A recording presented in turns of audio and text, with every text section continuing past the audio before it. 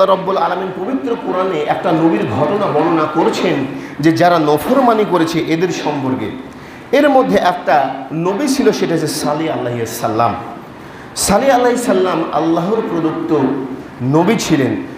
সূরা আরাফের ৭৩ নম্বর আয়াত থেকে ৭৯ নম্বর আয়াতের মধ্যে আল্লাহ রাব্বুল আলামিন এই ঘটনাটা বর্ণনা করছেন।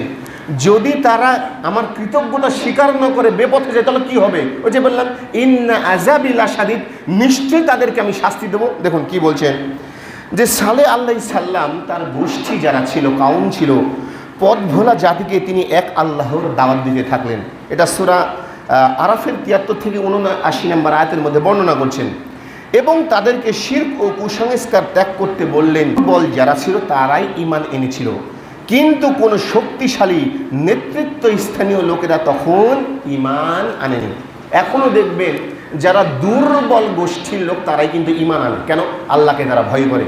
যাদের দেখবেন অর্থবৃত্ত আছে, টাকার প্রাচুর্য আছে, এরা কিন্তু আল্লাহকে এখনও অনেক মানুষ আছে ভয় করে না। কেন? আমার কাছে টাকার পাহাড় আছে, এই তোকে মারলে কি হবে রে, তোকে মেরে দেবো, এই কী হবে না, তোকে গড়ার টাইম আছে। দেখুন এই যে নফরমানি করে তখন আল্লাহ এই শাস্তি দেয়। তো এই সালেহ আলাইহিস সালামের ঘটনা বলছে, যারা দুর্বল ছিল তারাই শুধু সালেহ আলাইহিস সালামের প্রতি ঈমান এনেছিল, কিন্তু প্রক্ষান্তরে যারা শক্তিশালী ছিল, যাদের নেতৃত্ব দেওয়ার ক্ষমতা ছিল, তারা ঈমান আনেনি, তাকে অস্বীকার করেছিল এবং ফলশ্রুতিতে তারা আযাবে পতিত হয়েছিল।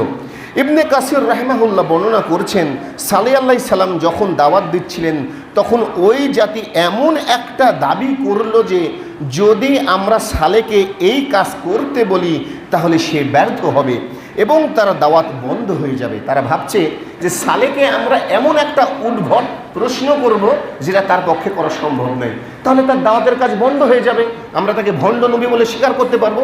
এই উদ্ভট ওই জাতির যারা শক্তিশালী নেতৃত্ব স্থানীয় লোক ছিল তারা বলতে লাগলো।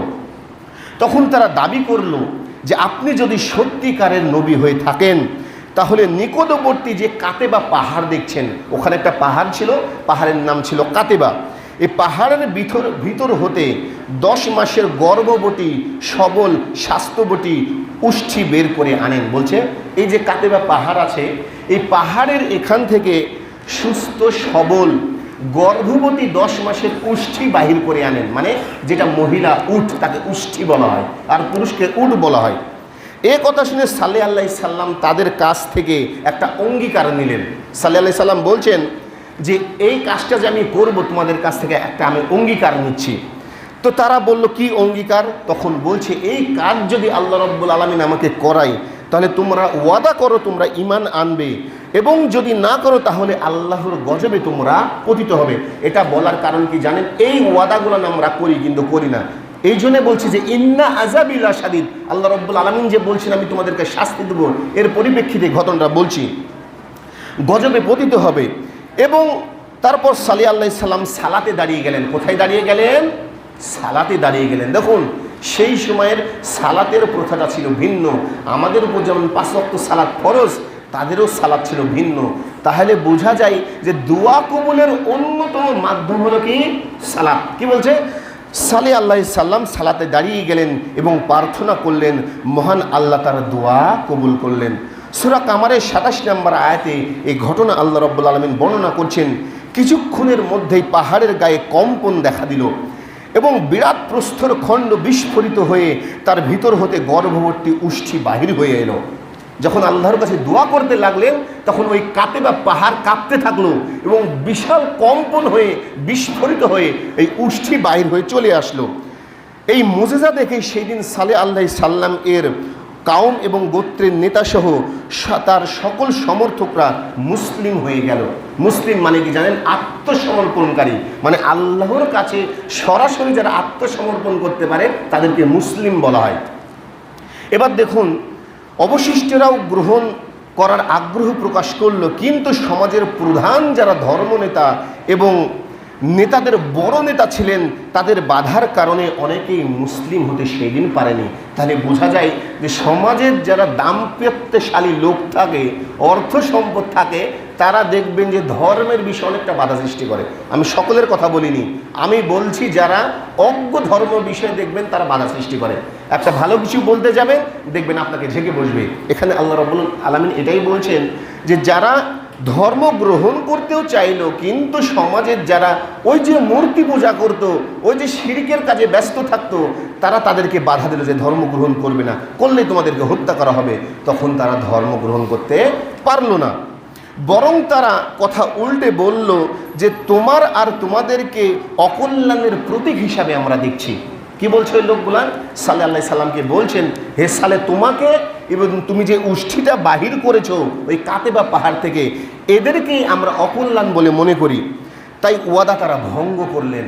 দেখুন কি ভঙ্গ করলেন? ওয়াদা ভঙ্গ করলেন, মানে মুনাফিকের আলামত। যারা ওয়াদা করে, ওয়াদা ভঙ্গ করে, মুনাফিকের আলামত। এবং তিনি তাদেরকে সাবধান করলেন, বললেন তোমরা সাবধান হয়ে যাও। সূরা হুদ আয়াত নাম্বার 65 মধ্যে আল্লাহ রাব্বুল আলামিন বলেন, এটি আল্লাহর উষ্ঠি।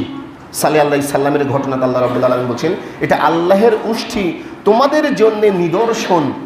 একে জমিনে স্বাধীনভাবে চরতে দাও, মানে স্বাধীনভাবে চরে বেড়াতে দাও, মানে খাই, চরে বেড়াতে মানে খাই। সাবধান, একে অসৎ উদ্দেশ্যে স্পর্শ করো না, তাহলে তোমাদেরকে সত্যর যন্ত্রণাদায়ক শাস্তি পাকড়াও করবে।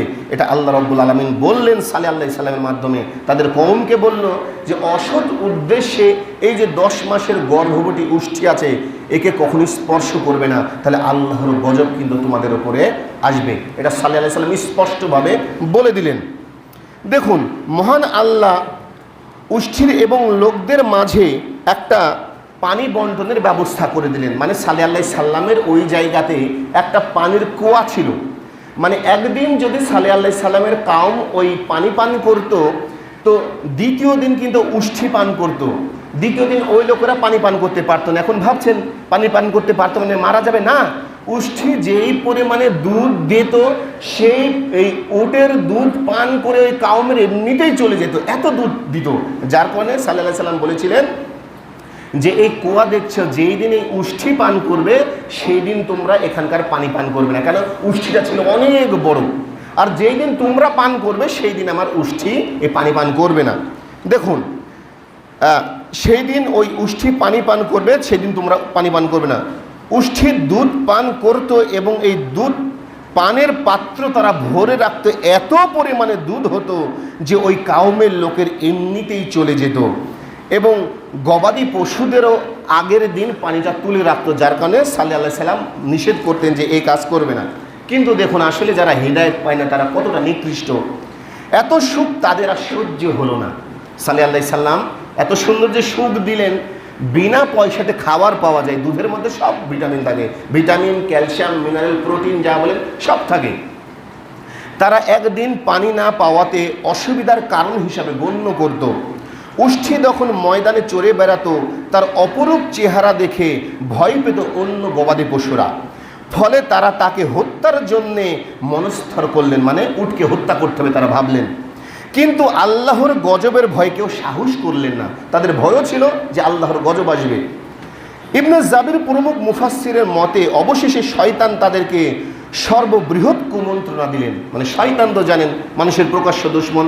আমি আলোচনা করছিলাম যে ওয়াদা ভঙ্গ করলে, আল্লাহর নিয়ামত গ্রহণ করার পরেও যদি অস্বীকার করেন, না মানেন কি শাস্তি আসবে। দেখুন, তো তখন কি হলো? তা হলো নারীর প্রলোভন। রাসূল সাল্লাল্লাহু আলাইহি ওয়াসাল্লাম বলেই দিয়েছে যে বুদ্ধিমানের বুদ্ধি নষ্ট করতে পারে নারী। যে কত যে বিজ্ঞ, জ্ঞানী, গুণী সম্পূর্ণ লোক আছে যারা নারীর কারণে ধ্বংস হয়ে গেছে, সেটা আমি আর আপনি নয়। আগের সময় যত বিজ্ঞ, জ্ঞানী, গুণী লোক ছিল তাদেরকে ধ্বংসই করেছে নারীর প্রলোভন দ্বারা। তদ্রূপ ওই সালেহ আলাইহিস সালামের কাউমকে লোক দেখানো হলো নারীর প্রলোভন দ্বারা। সামুদ গোত্রের 2 জন সুন্দরী মহিলা যারা ছিলেন সালেহ আলাইহিস সালামের প্রতি দারুণ বিদ্বেষী, তারা এক আল্লাহর প্রতি কখনো ধর্ম বিশ্বাস করেনি।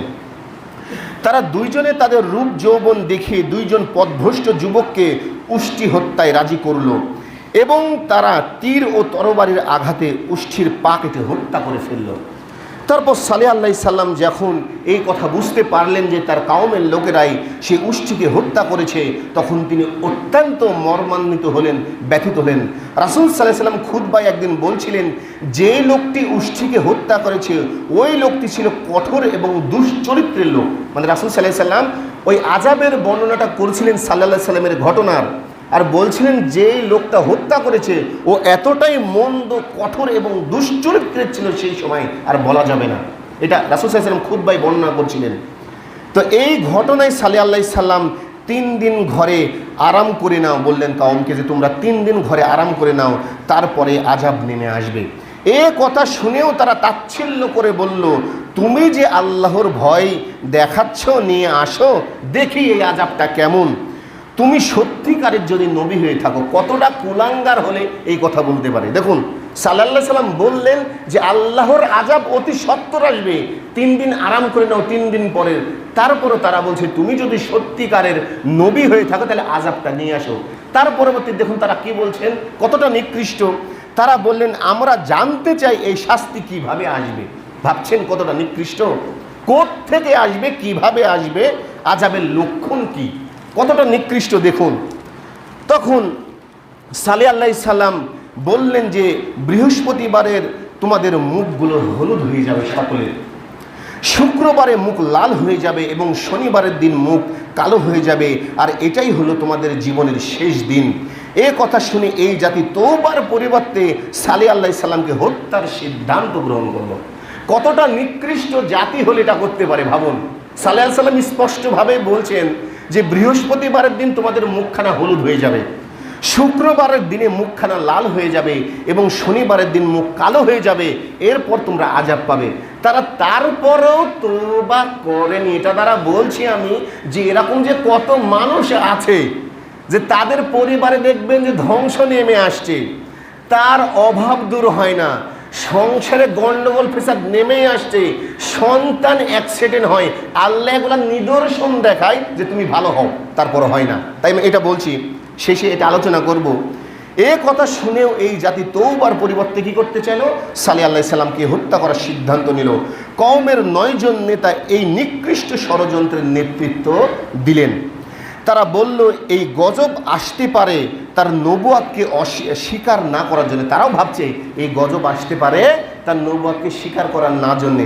আর যদি তাকে হত্যা করি, হত্যা করার পর যদি আযাব না আসে, তাহলে ভাববো যে সালেহ একজন ভণ্ড। কতটা নিকৃষ্ট ভাবুন। এই 9 জনকে মহান আল্লাহ যখন তারা হত্যা করতে আসলেন, প্রস্তর খণ্ড নামে পাথর বৃষ্টি দ্বারা তাদেরকে আল্লাহ মিসমার করে দিলেন।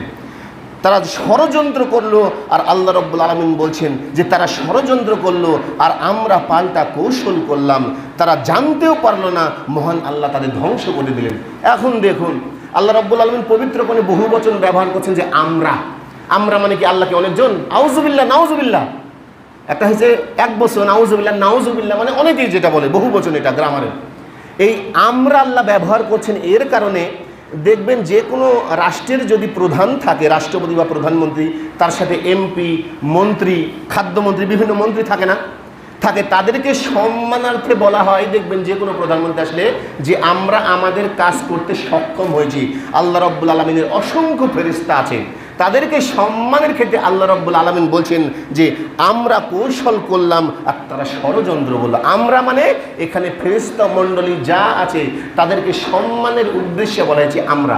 আল্লাহ কোরআনের বিভিন্ন জায়গাতেই কিন্তু এই কথা বলা হচ্ছেন যে আমরা।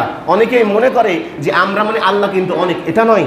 তাফসীর কারকগণের এই বিষয়টা বুঝবেন, তাহলে বুঝতে পারবেন কি অবস্থা। যারা যদি গ্রামার না বোঝে তাহলে ভাববে যে আল্লাহ আমরা ব্যবহার করছে কেন রে। তার বুঝতে হবে যে আপনাকে আরও পড়তে হবে, একজন জ্ঞানী মানুষের কাছে যেতে হবে, এই জ্ঞানটা নিতে হবে। তাই আল্লাহ রাব্বুল আলামিন বলছেন যে তারা ষড়যন্ত্রগুলো, মানে মানুষ করে ষড়যন্ত্র, আর আল্লাহ বলছেন আমরা কৌশল করলাম, তারা জানতেও পারল না, মহান আল্লাহ তাদের ধ্বংস করে দিলেন। ওই বর্ণনা অনুযায়ী বৃহস্পতিবারের দিনে মুখ সকলের হলুদ হয়ে গেল। তখন তারা বুঝতে পারল যে আল্লাহর গজব অতি সত্বর। তারা বলছে যে এখন আমাদের কি হবে, আর কিছু করার নেই। বৃহস্পতিবারের দিবাগত রাত চলে গেল। পরের দিন যখন শুক্রবার আসলো, তাদের মুখ লাল হয়ে গেল। তারা বুঝতে পারলো আল্লাহর গজব অতি নিকটবর্তী। তওবা করলেও তওবা হয় না। কেন বলুন তো? ফেরাউনকে যখন আল্লাহ রাব্বুল আলামিন কুলজুম সাগরে মানে লোহিত সাগরে যখন ডুবিয়ে মারলেন, তখন ফেরাউন বলছে আমি ঈমান আনলাম সে রবের প্রতি, মুসা যার রবের প্রতি ঈমান এনেছে। তখন আল্লাহ রাব্বুল আলামিন বলছে এখন এই সময় তুমি সারা জীবন বদমাইশি করছো, এই সময় যে বলছো যে আমি ঈমান আনলাম মুসা যার প্রতি ঈমান এনেছে, কোনো কাজ হবে না। এবার দেখুন শনিবারের দিবাগত রাতে তাদের মুখ কালো হয়ে গেল এবং তারা অপেক্ষা করতে লাগলো আল্লাহর গজব নিকটবর্তী। এমন অবস্থায় ভীষণ ভূমিকম্প শুরু হলো এবং উপর হতে বিরাট ভয়াবহ গর্জন শোনা গেল। ফলে তারা সবাই একযোগে অধমুখে হয়ে ভূতলশায়ী হলো, এমনভাবে ধ্বংসপ্রাপ্ত হলো যে তারা কোনোদিনও সেখানে ছিল না। তাফসীর কারকগণ বলছেন যে এমনভাবে আল্লাহ রাব্বুল আলামিন তাদেরকে ধ্বংস করে দিলেন, এমনভাবে ধ্বংস করে দিলেন, মানে মিসমার করে দিলেন। এর দ্বারা আপনাদেরকে আমি একটা জিনিস ভালোভাবে বুঝিয়েন, আল্লাহ রাব্বুল আলামিন কিন্তু তাদেরকে এতটাই নিয়ামত দিয়েছিলেন, মূসা আলাইহিস সালামের সময়েও কিন্তু নিয়ামত দিয়েছেন, জান্নাতি খাবার আসতো, তারপরও কি জানি কৃতজ্ঞ মানুষ প্রকাশ করে না, তারা এতই অকৃতজ্ঞ। তখন বলছে, এ মূসা, যে খাবারটা তুমি দিচ্ছে প্রতিদিন ভালো লাগে না, জান্নাতি খাবার। তখন বলছে আল্লাহকে বলো অন্য একটা উপায় খুঁজে দিতে। আল্লাহ রাব্বুল আলামিন কোরআনের মধ্যে সুস্পষ্ট বলছে যে খাবার যখন পছন্দ হয় না তাদেরকে বলো ওই পাহাড়ে আদা আছে, ওই পাহাড়ে রসুন আছে, এই পাহাড়ে এই জিনিস আছে, এগুলো চাষ করে খাক। মানে মানুষ এতই অকৃতজ্ঞ এটা ভাবতে পারবেন না। তাই আমি এটা বলার উদ্দেশ্য একটাই, যে তারা এতটাই শক্তিশালী জাতি ছিলেন, আদ এবং সামুদ জাতি। আল্লাহ রাব্বুল আলামিন তাদের সম্পর্কে সুস্পষ্টভাবে বলছেন, এই আদ এবং সামুদ জাতি এতটাই শক্তিশালী ছিল, এদের কলা কৌশল যে কি সুন্দর ছিল, বড় বড় যারা বর্তমানে ইঞ্জিনিয়ার আছে তারাও পারবে না। আল্লাহ সৌন্দর্য বর্ণনা করছেন, অথচ তারা ছিল নফরমান। কেন? তারা বলতেন যে আল্লাহর আযাব যদি এসে থাকে তাহলে আমাদেরকে নিয়ে এসো। আল্লাহ রাব্বুল আলামিন এই জন্য বলছেন, ফাআম্মা সামুদু ফাউহলিকু বিত্তাগিয়া ওয়া আম্মা আদুন ফাউহলিকু বিরিহিন সরসরিন আতিয়া। তাদেরকে ধ্বংস করা হয়েছিল প্রচণ্ড ঝড় দ্বারা, আর আরেকটা জাতিকে ধ্বংস করা হয়েছিল এক ঝঞ্ঝা বায়ু দ্বারা, মানে ঠান্ডা শীতল দ্বারা আল্লাহ রাব্বুল আলামিন ধ্বংস করে দিলেন। তাই এর দ্বারা আমাদের জন্য শিক্ষা এটাই কি জানেন, আমরা অনেকেই আছি, আমরা প্রায় ওয়াদা করি যে ভাই ভালো কাজ করব, ভাই আমরা সালাতে আসব, ভাই মানুষের সম্পদকে অন্যায়ভাবে খাবো না, ভাই হালাল হারাম কি এই জিনিসগুলো শুনে তারপর দেখা যায় আল্লাহ রাব্বুল আলামিন এই জন্য বলছে এরা এতটাই অকৃতজ্ঞ, যখন সময় হয়ে যায় দেখবেন এই মানুষ আর ভালো কাজে নাই। আল্লাহ রাব্বুল আলামিন ভাবছেন যে ওই আদ সামুদ জাতির মতো আপনাকে শাস্তি দেবেন না, এর চেয়ে ভয়ানক গজব দেবেন। কিভাবে গজব? আপনি বুঝবেন যে আপনার বাড়িতে 1 ফুট শান্তি নেই, মানে কি আপনার পাপের পরিমাণটা বেশি হয়ে গেছে। কেন? আপনি আল্লাহর কৃতজ্ঞতা স্বীকার করেননি।